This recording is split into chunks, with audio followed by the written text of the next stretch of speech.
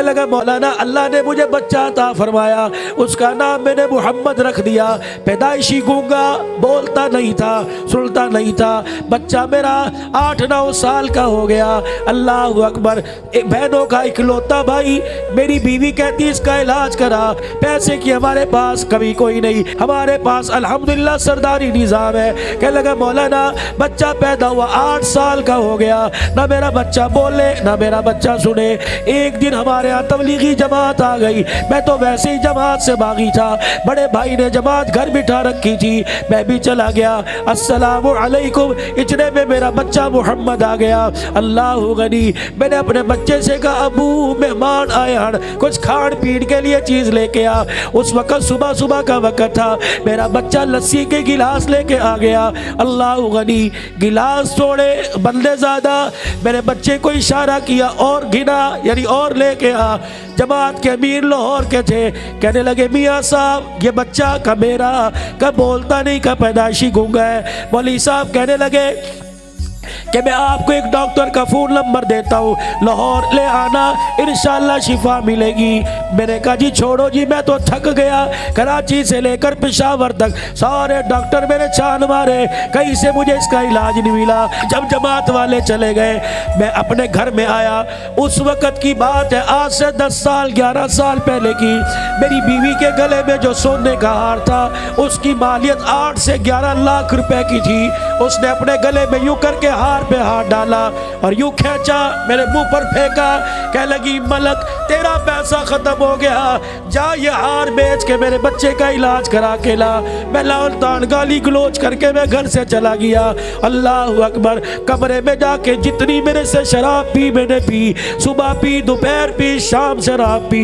मैं नशे में दर्द, कलाशल मेरे पास।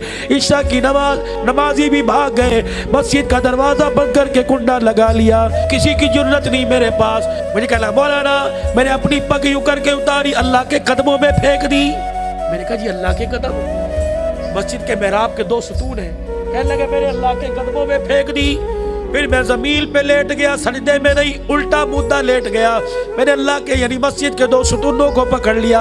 मैंने कहा अल्लाह आज मुझे तेरी करीमी चाहिए, आज मुझे तेरा रहम और फजल चाहिए। या अल्लाह मैं आज तेरे से मांगने आया, या मुझे मस्जिद से बाहर निकलने की तौफीक न दे, उठा ले, या मेरे बच्चे को आज अल्लाह जुबान दे दे। का मौलाना शराब के नशे में वुज़ू कोई नहीं, मैं सारी रात मेहराब में पड़ा रोता रहा। सुबह मेरी आंखें सूज गई, मुझे नहीं पता।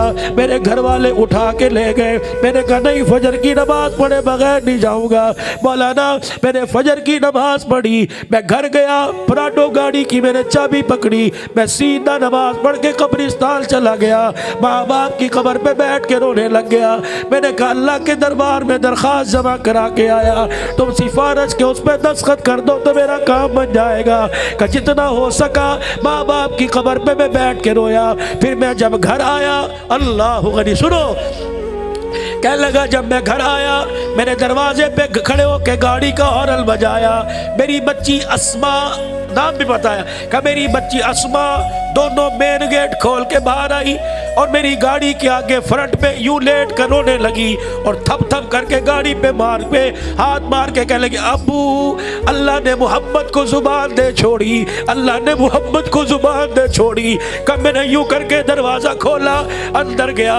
कब मौलाना मुझे बताओ तो सही, 4 या 5 बहनों का इकलौता भाई, 8 साल के बाद जब उसने मुझे अब्बू कहा होगा तो मेरी खुशी की क्या कैफियत हुई होगी। अल्लाह गनी। मौलाना और मुझे कौन कहता है कि अल्लाह नहीं देता, हमें मांगने का ढंग ही नहीं आता, वो तो देने के लिए तैयार है, अल्लाह रोने पे देता है। मौलाना ये बच्चा 8-10 साल पहले गूंगा था, अल्लाह ने इसे जुबान दे दी, ये बच्चा कुरान का हाफिज बन गया और आलिम बन रहा है। अल्हम्दुलिल्लाह 3 साल का इम्तिहान दे दिया है।